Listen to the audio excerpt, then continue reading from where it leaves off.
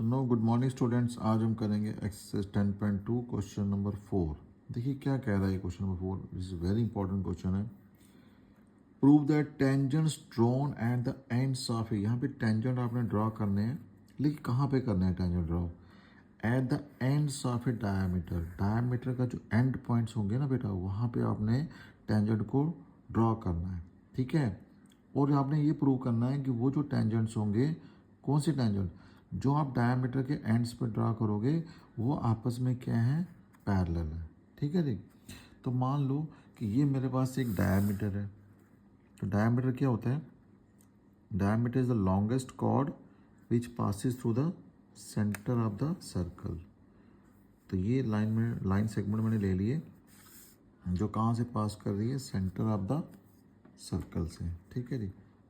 तो ये centre of the circle हो गया मेरा, यहाँ पे ये पॉइंट हो गया ओ, ठीक है। अब इस डायमीटर के एक एंड ये हो गया और एक एंड ये हो गया, ठीक है। अब एक आपने टेंजेंट यहाँ पे ड्रा करना है, एक टेंजेंट आपने यहाँ पे ड्रा करना है, दो टेंजेंट आपने ड्रा करना है यहाँ पे। सो मान लीजिए एक टेंजेंट मैंने यहाँ पे ड्रा कर लिया, ठीक है, और एक टेंजेंट मैंने यहाँ पे ड्रा कर लिया,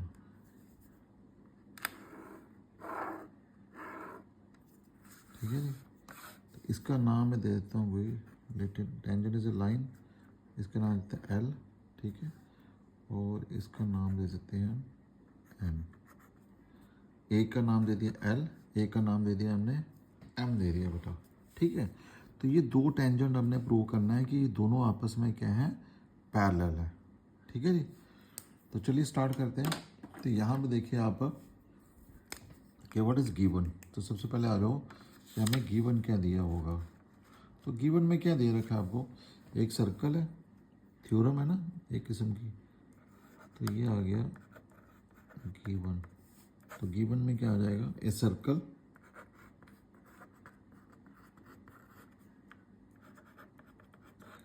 विद सेंटर ओ, ठीक है। इसके ऊपर नाम दे दो डायमीटर का A B. A B is the diameter, A B is the क्या हो गया, इसका डायमीटर हो गया, ठीक है। एल और एम हो गए इसके tangents, L and M are two tangents. ये दो टेंजेंट्स आ गए हमारे पास, एल और एम, ठीक है जी। टू प्रूव आपने क्या करना है,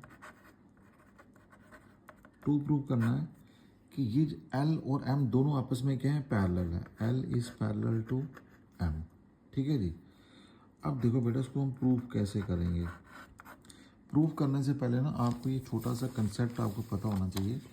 वो कंसेप्ट क्या है, आपने छोटी क्लासेस में पढ़ा हुआ बेटा ये वाला कंसेप्ट, कि मान लो कि ये मेरे पास दो लाइनें हैं, एक लाइन एल है और एक लाइन मेरे पास एम है, ठीक है। इन दो लाइनों को कुछ तीसरी लाइन काट रही है, इसको बोलते हो transversal, late it B T. ये सुने होंगे नाम आपने, ये हो गया ट्रांसवर्सल। अब ये जो ट्रांसवर्सल है बेटा, ये दोनों लाइनों के साथ एंगल बना रहा है, ठीक है। तो आपने एक नाम सुना होगा alternate anterior angle, alternate anterior angle. तो ये दो लाइनों के बीच में एंगल बनते हैं ऐसे, एक एंगल ये हो गया और एक एंगल ये हो गया, इसको बोलते हैं अल्टरनेट एंटीरियर एंगल, ठीक है। ये और ये अल्टरनेट है, ऐसे ही ये वाला एंगल और ये वाला एंगल क्या है, अल्टरनेट होते हैं बेटा, ठीक है। अगर मान लो कि ये दो लाइनें आपस में पैरेलल हैं, ठीक है। अगर हमारे पास क्या है कि ये मान लेते हैं, इनका नाम देते हैं 1 2 3 और 4। अगर L is parallel to M है, अगर L is parallel to M है, तो ये जो पेयर है अल्टरनेट इंटीरियर का, ये आपस में क्या होते हैं, इक्वल होते हैं। तो 1 इज इक्वल टू 3 आ जाएगा, 1 इज इक्वल टू 3 आ जाएगा, एंड 2 इज इक्वल टू क्या आ जाएगा, 4 आ जाएगा, ठीक है। अगर लाइनें पैरेलल है, ये केस 1 ले लीजिए आप। अब मान लीजिए केस 2 में कि लाइनें पैरेलल नहीं है, लेकिन जो अल्टरनेट इंटीरियर एंगल है इनमें से कोई एक पेयर इक्वल है। अगर मान लेते हैं if angle 1 is equal to 3 है, एंगल 1 इज इक्वल टू 3 है, ठीक है जी, तो तब हम कैसे लिख सकते हैं, L is parallel to M. दोनों ट्रू हैं बेटा। अगर लाइनें पैरेलल है तो pair of alternate interior angles equal होंगे। अगर pair of alternate interior angle equal हैं तो लाइनें क्या हो जाएंगी, पैरेलल। तो यही कंसेप्ट हम यहाँ पे लगाएंगे इसको प्रूव करने के लिए। अब देखो यहाँ पे अगर देखा जाए तो ये दो लाइनें आ गई मेरी, तो ये क्या है, एक ट्रांसवर्सली तो है। और अगर ये वाला एंगल और ये वाला एंगल, दिस एंगल और दिस एंगल अगर मेरे इक्वल हो जाए, या ये वाला एंगल और ये वाला एंगल अगर मेरे इक्वल हो जाए, तो इट मीन्स कि ये pair of alternate interior angles equal हो जाएंगे, तो ये मेरी लाइनें क्या बन जाएंगी, पैरेलल हो जाएंगी। ठीक है जी। तो चलिए, आपने theorem 10.1 O A is the radius and M is the tangent, ठीक है जी, तो वो लगा लीजिए आप कि रेडियस और टेंजेंट के बीच में एंगल कितना बनता है, 90 डिग्री का। तो ये एंगल कितना हो जाएगा, 90 डिग्री का। तो सेम चीज़, ये radius O B is the radius and L is the tangent, तो ये एंगल भी कितना बन जाएगा, 90 डिग्री का। ठीक है। नो सिंस जो रेडियस है ये परपेंडिकुलर होता है टेंजेंट के, सो देयरफॉर ओ ए, यहाँ पे रेडियस क्या है, O A is perpendicular to M, and this imply that ये जो एंगल होगा आपके पास,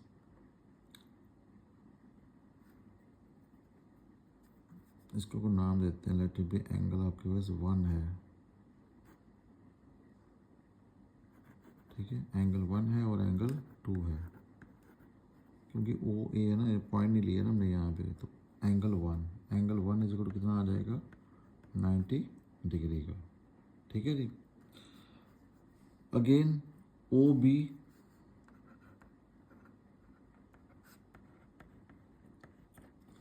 ओ बी रेडियस परपेंडिकुलर किसके होगा, एल के, सो देयरफॉर यहाँ पे जो एंगल 2 है मेरा वो किसके बराबर आ जाएगा, 90 डिग्री के। ठीक है जी। So let it be first and let it be second, तो from first and second angle 1 is equal to क्या हो जाएगा, एंगल 2, क्योंकि दोनों 90 के बराबर है। ठीक है। एंगल 1 और एंगल 2 मेरे क्या हो गए, दो, इसको 2 सही तरीके से ले, ये 2 है और ये क्या एंगल 1 है मेरा। ठीक है। तो एंगल 1 और 2 दोनों क्या हो गए, इक्वल हो गए। लेकिन ये एंगल है कौन से हैं, ये है alternate interior angle, these are the alternate interior angles, but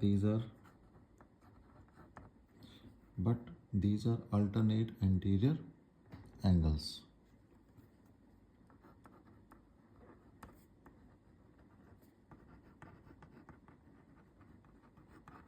Alternate interior angles. So therefore L is parallel to M. ठीक है। So this is all about your question number 4.